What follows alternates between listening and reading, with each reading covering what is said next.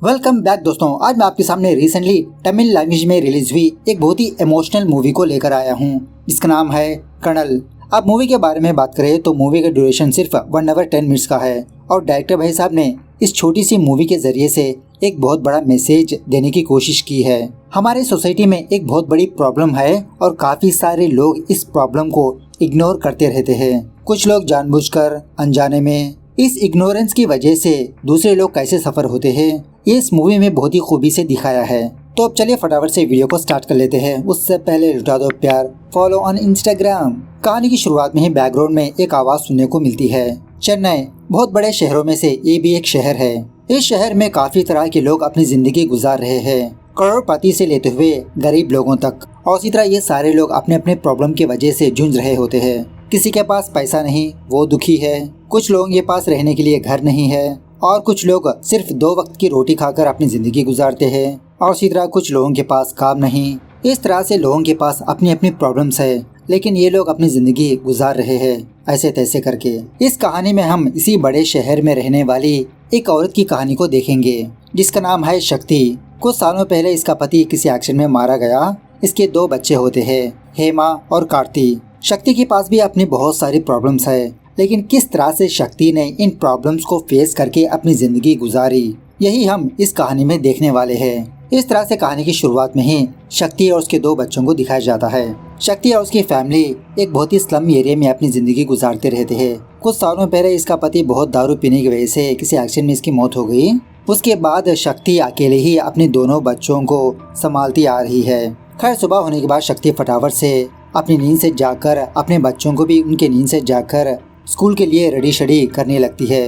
Ready shady होने के बाद फटाफट से डोसा प्रिपेयर करने लगती है। अब इस डोसा में कल रात का सांभर होता है, वो अपने बच्चों को देने लगती है। अब यहीं पर हम ये देखते हैं कि शक्ति का घर उतना पक्का नहीं होता, मतलब दीवारें ही नहीं होती इसके कमरे में, बस आयरन प्लेट्स होते हैं। शक्ति अपने दोनों बच्चों को एक गवर्नमेंट स्कूल में पढ़ाती रहती है और इसी तरह शक्ति दूसरे घरों में काम करती रहती है। अपने बच्चों को स्कूल भेजने के बाद ये भी अपने काम पर निकल जाती है। अब उसी मोहल्ले में विंसेंट नाम का एक बंदा रहता है, जो बहुत ही पैसे वाला होता है। ये बंदा गरीब लोगों को फाइनेंस में पैसे देकर इंटरेस्ट खाते रहता है। ऑलमोस्ट इस बस्ती वाले इस विंसेंट के पास पैसे लिया होता है, लेकिन शक्ति नहीं। और इसी तरह ये विंसेंट शक्ति को हवस भरी निगाहों से देखते रहता है। हमेशा यही आस लगा के बैठा होता है कि पता नहीं कब ये शक्ति मेरे पास आएगी, कब मैं इसको अपना लूंगा। खैर, उसके बाद शक्ति फटाफट से किसी घर में जाकर काम करती रहती है। इस घर में स्वाति नाम की एक औरत, उसका हस्बैंड और उसका बेटा रहता है, और जो बहुत ही पैसे वाले होते हैं। स्वाति का बेटा खाना खाने से मना करते रहता है, बस आईपैड लेकर गेम्स खेलते रहता है। अपनी माँ से कहने लगता है, अरे माँ मुझे नहीं चाहिए, जाकर फेंक दो। ब्रेकफास्ट खत्म होने के बाद शक्ति ये सारे खाने को डस्टबिन में फेंकने लगती है और उसी तरह अफसोस भी करने लगती है कि एक तरफ मैं हूँ जो अपने बच्चों को अच्छा खाना नहीं खिला रही, ढंग से एक अंडा भी नहीं खिला पाती मैं, और यहाँ पर ये लोग इतने सारे खाने को वेस्ट कर रहे हैं। उसके बाद जब शक्ति उस घर में अपना काम कर रही होती है तो स्वाति अपने घर के एप्पल्स को लेकर थोड़ा अलग करने लगती है, मतलब खराब एप्पल्स एक साइड और अच्छे एप्पल्स दूसरी साइड। उन खराब एप्पल्स को फेंकने से पहले शक्ति से पूछने लगती है कि शक्ति, क्या ये 2 एप्पल्स तुम ले जाओगी?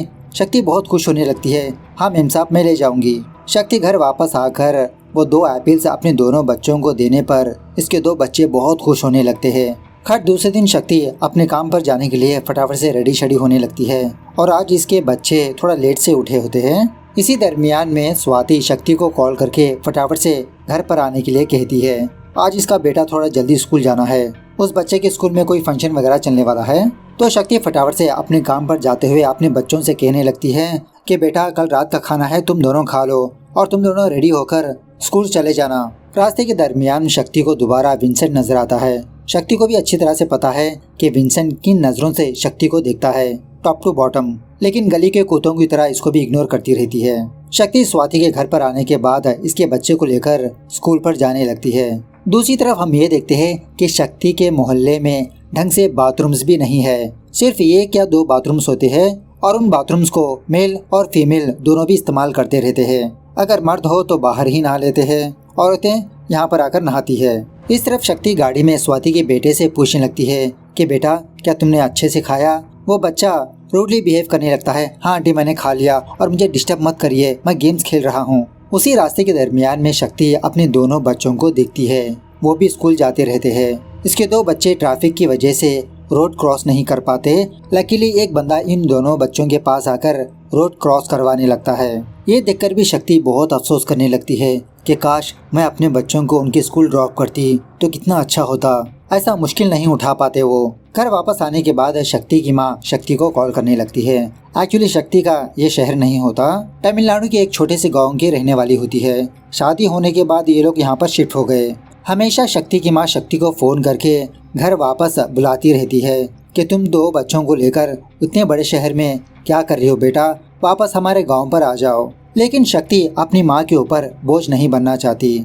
इसी बातों ही बातों में चूल्हे पर जो खाना रखा होता है वो जल जाता है।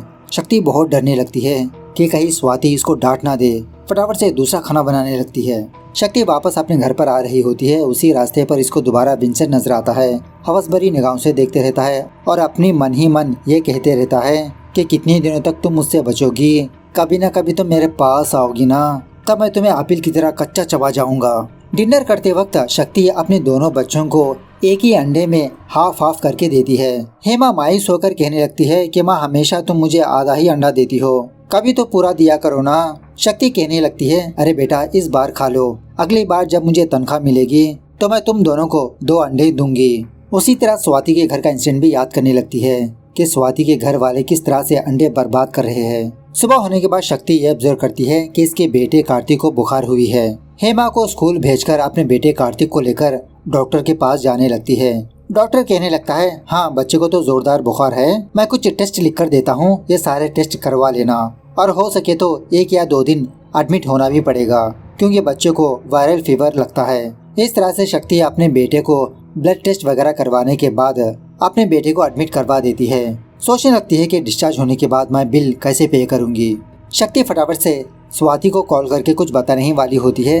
स्वाति शक्ति को डांटने लगती है अरे शक्ति तुम अभी तक काम पर क्यों नहीं आई, घर का कितना सारा काम पेंडिंग है। शक्ति कहने लगती है कि मैडम आज मैं काम पर नहीं आ सकती, मेरे बेटे को बुखार है, आप कुछ पैसे मुझे दे दोगे तो बहुत मदद होगी। स्वाति इसके लिए मना करने लगती है। बाद में शक्ति अपने जान पहचान के कुछ लोगों को फोन करके पैसे पूछने पर कोई भी शक्ति की मदद नहीं करता।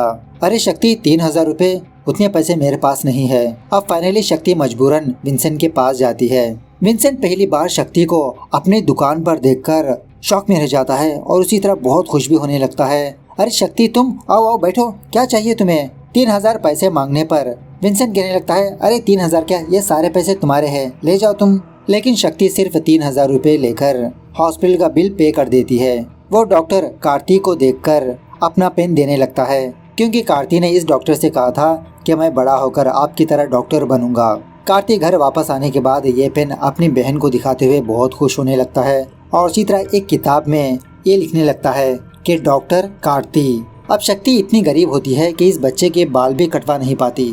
उसी रात जब शक्ति अपने घर में सो रही होती है तो आधी रात को विंसेंट शक्ति को कॉल करने लगता है। पहले तो शक्ति इसका फोन काट देती है लेकिन विंसेंट दोबारा शक्ति को कॉल करके कहने लगता है क्यों शक्ति तुम्हारे बच्चे सो गए, चाहो तो मैं आ जाऊं तुम्हारी कंपनी के लिए। शक्ति कहने लगती है देखिए भाई जल्द ही मैं आपके पैसे लौटा दूंगी, आप मुझे बार बार ऐसे फोन मत करिए। इस तरह से फोन काट देती है। विंसेंट यही सोचने लगता है कि देखता हूँ मैं तुम्हें। तभी शक्ति की बेटी हेमा अपनी नींद से जाकर शक्ति से कहने लगती है कि माँ मुझे उस विंसेंट अंकल से बहुत डर लगता है, तुम जब हॉस्पिटल में थी ना वो अंकल मुझे अपनी गाड़ी में घुमाने लगे। यह सुनने के बाद शक्ति शॉक में रह जाती है कि उसकी नज़र मेरी बेटी पर भी पड़ी। अपनी बेटी को समझाकर सुला देती है। दूसरे दिन जब शक्ति कहीं पर जा रही होती है तो इसकी एक पड़ोसन शक्ति को देखकर अपने घर में इनवाइट करने लगती है। मतलब इसके बच्चे के हालचाल के बारे में पूछने लगती है कि अब तुम्हारे बच्चे को कैसा है, क्या वो स्कूल गया। उसी घर में शक्ति एक शर्ट को देखने लगती है। हालांकि इस औरत का पति नहीं होता। तब जाके शक्ति को ये बात याद आती है कि ये शर्ट तो विंसेंट का है। शक्ति के चेहरे पर क्वेश्चन मार्क देखकर वो औरत शक्ति से कहने लगती है शक्ति तुम जानती हो ना कि मेरा पति काफी सारा कर्जा करके मुझे और मेरे बच्चों को छोड़कर भाग गया। मैं दूसरों के घर में काम करते हुए थोड़े थोड़े पैसे जमा करके वो कर्जा उतार रही हूँ। अब विंसेंट के पास भी बहुत सारा पैसा लिया, उतने सारे पैसे मैं चुका नहीं पाई तो मजबूरन विंसेंट मेरा इस्तेमाल कर रहा है। देखो शक्ति चाहे जो भी हो जाए तुम उस विंसेंट के पास 1 रुपया भी कर्जा मत लेना, वो बहुत ही घिनौना बंदा है। ये सुनने के बाद शक्ति भी बहुत मायूस होती है। उसके बाद स्वाति के घर पर जाने के बाद स्वाति शक्ति को उसकी सैलरी देने लगती है, लेकिन गिनने पर काफी सारे पैसे कम होते हैं। इसकी वजह पूछने पर स्वाति कहने लगती है, अरे शक्ति, तुमने 3 दिन की लीव ली थी ना, तो मैंने तुम्हारी सैलरी में से थोड़े पैसे कट कर दी। शक्ति कहने लगती है, अरे मैडम, मैंने बताया तो था कि मेरी बेटी की तबीयत ठीक नहीं, वो हॉस्पिटल में एडमिट था। स्वाति डांटने लगती है कि तुम हमेशा कोई ना कोई बहाना बनाती रहती हो। घर वापस आते समय शक्ति यही सोचने लगती है कि मैं इन पैसों से विंसेंट का कर्जा कैसे चुकाऊं और मैं घर का खर्चा कैसे चलाऊं। उसी रात जब स्वाति अपसेट होती है तो स्वाति का हस्बैंड स्वाति के पास आकर इसका रीजन पूछने लगता है। स्वाति कहने लगती है, अरे वो शक्ति ढंग से काम पर नहीं आती और उसे फुल पेमेंट चाहिए। क्या हमें भी पैसे फुकट में आते हैं? 3 दिन उसने छुट्टी लिया था, उसी के पैसे मैंने कट किया। पैसे देते वक्त उस शक्ति का चेहरा देखने के लायक था। स्वाति का हस्बैंड कहने लगता है, अरे छोड़ो यार तुम भी, उसने कहा ना कि उसके बेटे की तबीयत ठीक नहीं थी। स्वाति कहने लगती है, उसमें मैं क्या करूं? तो स्वाति का हस्बैंड स्वाति को किसी जगह पर बिठाकर समझाने लगता है, पर मत उस शक्ति को तुम सैलरी कितनी देती हो? स्वाति कहने लगती है 3000 रुपए। हस्बैंड पूछने लगता है 3000 रुपए काफी है? स्वाति कहने लगती है, अरे शक्ति को क्या, वो तो 3-4 घरों में काम करती है। हस्बैंड पूछने लगता है, तो कुल मिलाकर कितने पैसे आते हैं उसको? स्वाति कहने लगती है तकरीबन 9 या 10,000। हस्बैंड दोबारा पूछने लगता है, अच्छा इन 10,000 से क्या उसका घर चलेगा क्या? तुम कैलकुलेट करो हमारे मंथ के खर्चे कितने हैं। तो स्वाति कैलकुलेट करके कहने लगती है कि tuition fee, school fee, sports fee, petrol खर्चा, करंट की बिल, तकरीबन 8,000 रुपये खर्चा आ जाते हैं हमारे घर पर। हस्बैंड कहने लगता है, उसी तरह हम वेकेशन पर जाते हैं, रेस्टोरेंट पर जाते हैं, लेकिन शक्ति और उसकी बिरादरी के लोग कहीं पर भी नहीं जाते। वो लोग वेकेशन पर नहीं जाते, कभी कभार उनकी तबीयत बिगड़ जाने की वजह से वो लोग घर पर ही लीव लेते हैं। और उसी तरह स्वाति, अगर मैं इस दुनिया से चले जाऊं तो तुम लोगों के पास लाइफ इंश्योरेंस है, हमारे ऑफिस से भी थोड़े पैसे क्लेम होते हैं, मतलब सेफ्टी है तुम्हारे पास। लेकिन उन लोगों के पास क्या है? शक्ति अकेले ही अपना घर चला रही है। उसे किसी चीज की इमरजेंसी हो तो दूसरों के पास जाकर हाथ ही फैलाते हैं। स्वाति कहने लगती है, तो फिर हम क्या करें? क्या हम सारे लोगों की केयरिंग करते फिरेंगे? इसका हस्बैंड कहने लगता है, सारे लोगों का नहीं स्वाति, जो लोग हम पर डिपेंडेंट होते हैं उनकी केयरिंग करना, उनकी जरूरतें पूरी करना हमारी जिम्मेदारी है। एक बार शक्ति की लाइफ के बारे में अच्छे से सोचो तुम।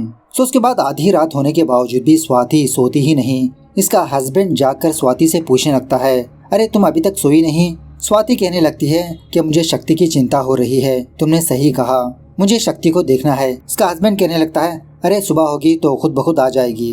तो सुबह होते ही स्वाति फटाफट से अपनी नींद से जाकर शक्ति का ही इंतजार करती रहती है कि शक्ति कब आएगी, कब इससे बात करेगी। दूसरे सीन में हम ये देखते हैं कि शक्ति अपने दोनों बच्चों के साथ बोरिया बिस्तर बांधकर कहीं पर जा रही है सड़क के किनारे से। सीन थोड़ा सा फ्लैशबैक में जाने लगता है। जब शक्ति को सैलरी मिलती है तो 3,000 रुपए वो विंसेंट को जाकर देने लगती है। विंसेंट कहने लगता है, अरे शक्ति, इतना जल्दी किसने मांगा तुमसे पैसे? रख लो तुम, और भी कुछ चाहिए क्या तुम्हें पैसे? समझा करो ना शक्ति, मैंने तुम्हारी जरूरतें पूरी की, तुम भी मेरी जरूरतें पूरी करो ना। शक्ति गुस्से में कहने लगती है, देखो भाई, मैंने तुमसे पैसे लिया और ये पैसे मैं तुम्हें लौटा रही हूँ, और दोबारा मेरे घर की तरफ आना मत। विंसेंट गुस्से में आकर शक्ति को एक छापड़ भी लगाता है कि जब मैं प्यार से बात कर रहा हूँ तो तुम गुस्सा कर रही हो। शक्ति गुस्से में कहने लगती है कि इन्हीं पैसों को देखकर तुम घमंड कर रहे हो ना। इस तरह से मिट्टी का तेल उन पैसों पर डालकर वो पैसे जला देती है। विंसेंट को भी थोड़ी बहुत आग लग जाती है, लेकिन वो अपने आप को बुझा लेता है। बाद में शक्ति बहुत घबराते हुए वापस अपने घर पर आकर अपने दोनों बच्चों को सुलाते हुए ये विंसेंट की बातें ही याद करने लगती है। मतलब विंसेंट ने कहा था, अगर मैं तुम्हारे साथ कुछ करूँगा तो तुमको बचाने वाला यहाँ पर कोई भी नहीं है, तो तुम किसके पास जाओगी? तो शक्ति उसी रात एक छोटे से टोकरी में अपने छोटे से सामान भरकर अपने दोनों बच्चों को लेकर ये शहर छोड़ने का प्लान करती है। बहुत दूर ट्रैवल करने के बाद इसके दोनों बच्चों को भूख लगने पर एक छोटे से होटल में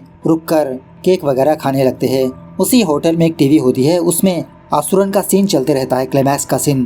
क्लाइमैक्स सीन में धनुष अपने बेटे से कह रहा होता है ना कि ये ऊंची जाति वाले लोग हमसे बहुत सारी चीजें छीन लेंगे, पैसा, कार, बंगला, लेकिन एजुकेशन हमसे छीन नहीं पाएंगे, और तुम अच्छी से पढ़ाई करके बहुत बड़े आदमी बनो, और तुम इन जैसों की तरह सलूक मत करो। अब ये सीन हेमा और कार्ति देखकर बहुत मोटिवेट होने लगते हैं कि हम दोनों भी अच्छे से पढ़ाई करेंगे। उसके बाद शक्ति दोबारा अपनी जर्नी कंटिन्यू करने लगती है। शक्ति जहाँ पर भी जाए ये अपने विल पावर से अपने दोनों बच्चों को अच्छे से पढ़ाई करके पाल पोस कर बड़ा करेगी। इसके पास इतनी हिम्मत है, ये किसी के सामने भी नहीं झुकेगी। डायरेक्टर ने बहुत ही बेहतरीन सा मैसेज दिया है कि दुनिया में काफी सारे नीडफुल लोग होते हैं। ऑफ कोर्स हम उन सारे लोगों की मदद नहीं कर सकते, लेकिन जो हमारे नजरिए में होते हैं, जैसे हमारे रिलेटिव्स, दोस्त, नेबर्स या तो कुछ गरीब घर वाले, हम उन लोगों की मदद कर सकते हैं। पता नहीं ऐसे लोग किन प्रॉब्लम से जूझ रहे होते हैं, जैसे शक्ति की तरह। अगर इन टाइम में स्वाति शक्ति की मदद की होती तो शक्ति को आज ये शहर छोड़कर नहीं जाना पड़ता। सो मूवी कैसे लगी कमेंट करके बताना जरूर। मिलते हैं अगली वीडियो में, तब तक take care, bye bye, see you soon.